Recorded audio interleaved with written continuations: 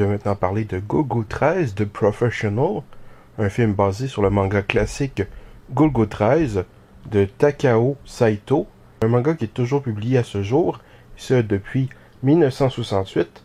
Le film a été réalisé par Osamu Dezaki et est sorti le 28 mai 1983. Ce film semble surtout connu historiquement pour sa légendaire scène d'hélicoptère en CGI, que personnellement je ne trouve pas aussi problématique que beaucoup de gens. C'est un peu plus que ça. Ce film n'est pas l'adaptation de l'une ou l'autre des innombrables histoires du manga, mais une histoire originale centrée autour du personnage, bien que la construction du film peut donner l'impression de raconter plusieurs intrigues différentes, de séquences séparées. Golgo 13 est un personnage parfois comparé à James Bond.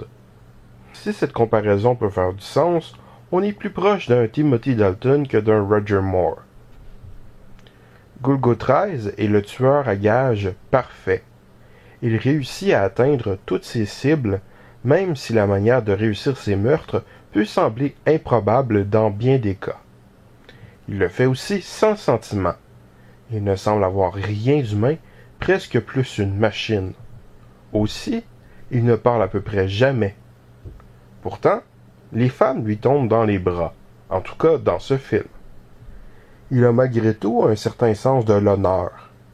Il complète toujours les contrats qu'il accepte, peu importe les conséquences, mais il n'accepte pas tous les contrats.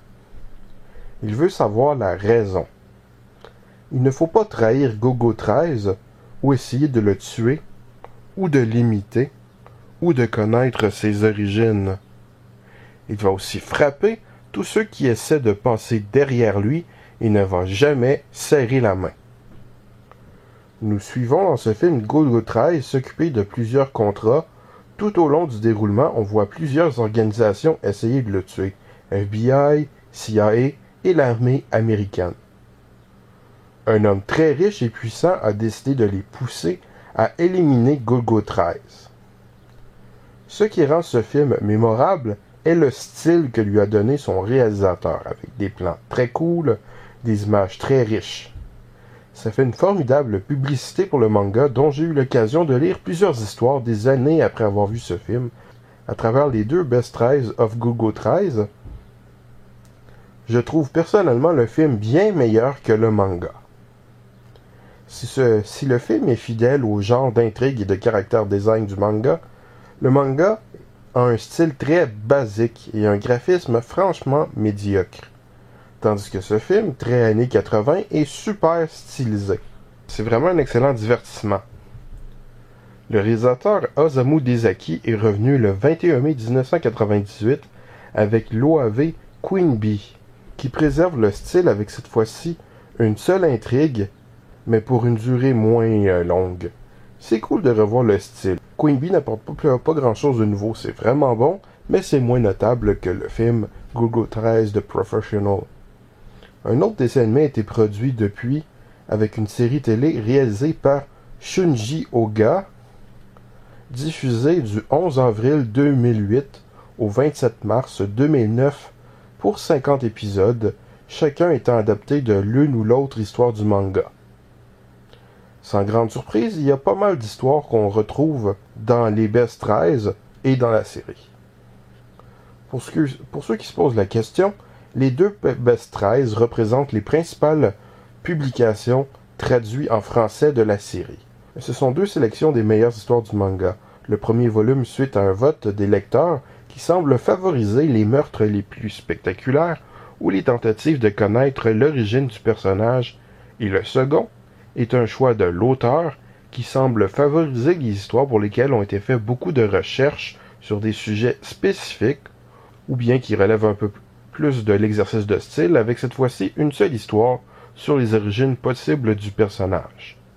Vu la nature extrêmement collective du travail en studio de cette série, on peut se demander jusqu'à quel point l'auteur est vraiment l'auteur avec le travail de ses assistants au dessin et les scénaristes qui l'engagent.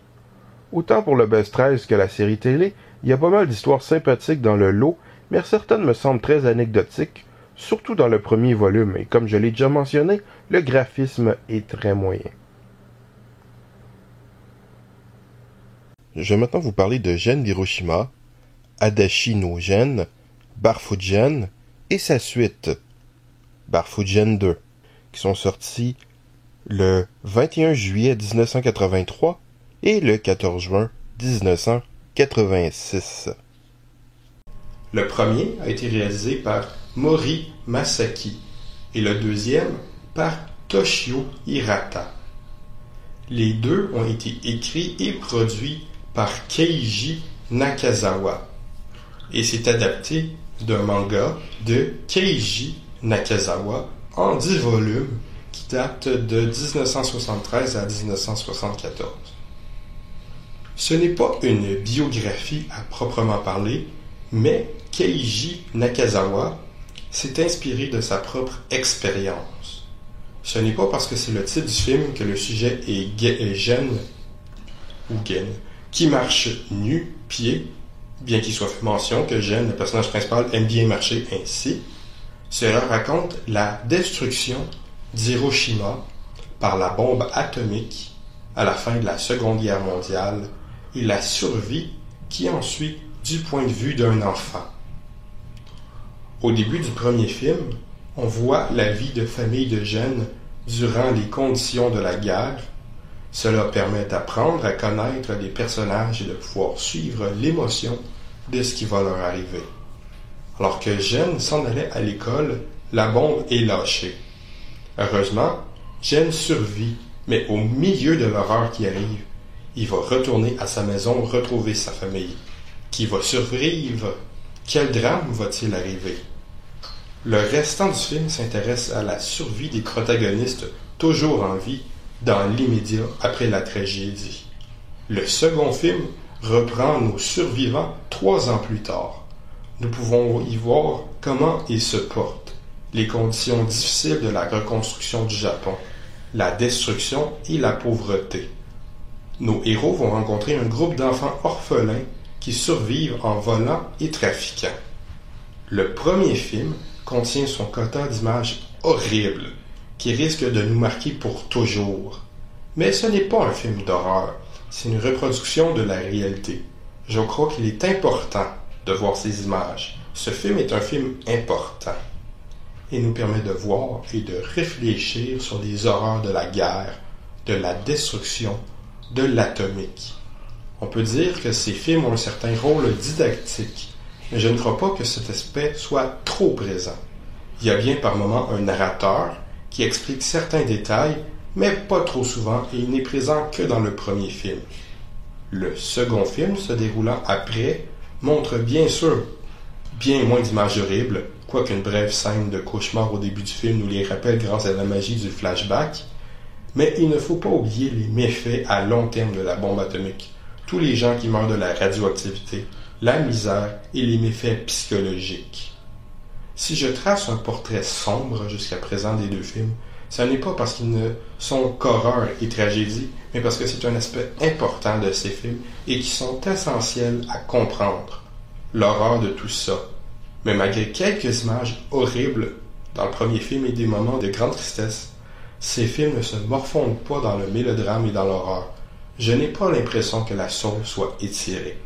Les films insistent beaucoup sur les moments relativement heureux, sur la joie que l'on peut trouver. Même si ce sont des films qui reflètent l'horreur de la situation, ce sont, il me semble, plus des films sur la survie et sur la vie. Barfugen peut faire penser un peu au Tombeau des Lucioles, de par son sujet, les horreurs de la guerre vues par des enfants, mais la situation et le traitement sont assez différents. Ici, ce n'est pas des bombardements, mais les effets de la bombe atomique qui a massacré une population de manière effrayante, créé des images d'horreur, provoqué de la maladie. Mais au final, cela se termine un peu plus positivement. Il y a aussi des moments de bonheur dans le Tombeau des Lucioles, mais je ne suis pas sûr que c'est ce qui se ressort le plus au final. Bon, aucun des réalisateurs n'est Takahata, et l'animation n'a peut-être pas tout à fait le même niveau qu'un film du studio Ghibli. Mais cela n'empêche que ces deux films, les deux Barfugen, sont très bien faits, forts émotionnellement, efficaces, d'une animation d'un bon niveau, très bien réalisés, et surtout, ce sont des films important. Le tombeau des Lucioles me semble bien sûr lui aussi un film important, mais ce n'est pas le même film. Après la faillite de Mushi Productions, Osamu Tezuka va continuer à faire de l'animation avec son studio Tezuka Productions, auquel on doit divers des animés. L'un d'entre eux est The Green Cat, qui serait la première tentative d'OAV en 1983 à Vandalos, mais le projet est resté incomplet, je n'en ai rien vu. Il y a eu la série de 3 OAV Area 88, sortie entre le 5 février 1995 et le 15 août, et le 15 août 1986.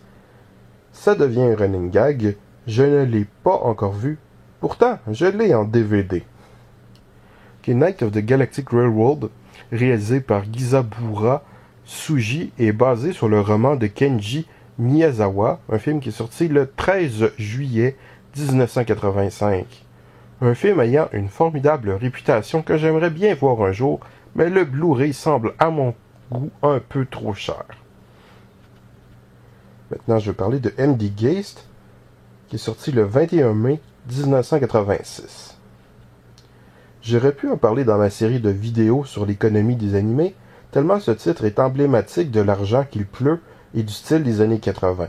Une production faite par de purs débutants, qui se veut un divertissement pur complètement stupide.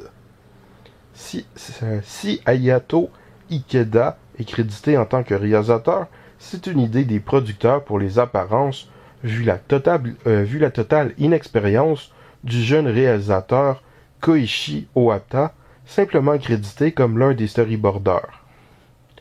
La version originale de cette OAV contient d'ailleurs plusieurs erreurs d'animation qui ont été corrigées pour la Director's Cut. M.D. Geist, pour Most Dangerous Geist, est à propos d'un homme génétiquement amélioré pour en faire le parfait soldat, tellement dangereux qu'il a été condamné à l'animation suspendue en satellite autour de la Terre. Mais bien sûr, il va éventuellement revenir sur Terre dans un futur post-apocalyptique. De l'action fun et stupide, avec une très bonne bande-son. Ce dessin animé aurait facilement pu sombrer dans l'oubli si ce n'était de la passion de John O'Donnell, ancien fondateur et dirigeant de Central Park Media, une entreprise américaine notable de traduction et distribution d'animés sous les labels US Manga Corp, Sculptor Software, Anime 18 et Asian Pulp Cinema. Ce dernier a non seulement distribué M.D. Geist aux États-Unis, mais s'est efforcé de toujours le mettre de l'avant, a carrément fait du personnage le logo de sa compagnie, et la séquence d'animation 3D vieillotte des DVD US Manga Corp, et surtout, il a coproduit en 1996 la Director's Cut de M.D. Geist et une suite M.D. Geist 2, Dead Force, ainsi qu'une adaptation comique des OAV.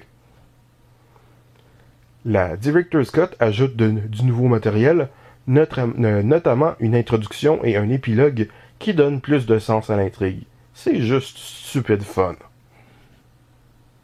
Violence Jack, ce manga post-apocalyptique ultra-violent classique de Go Nagai, a donné lieu à quelques OAV que je n'ai pas vus, mais qui ont une certaine réputation de par leur extrême violence. Un premier, le 5 juin 1986, ensuite Violence Jack Evil Town, le 21 décembre 1988, et finalement Violence Jack Edswind, le 9 novembre 1990.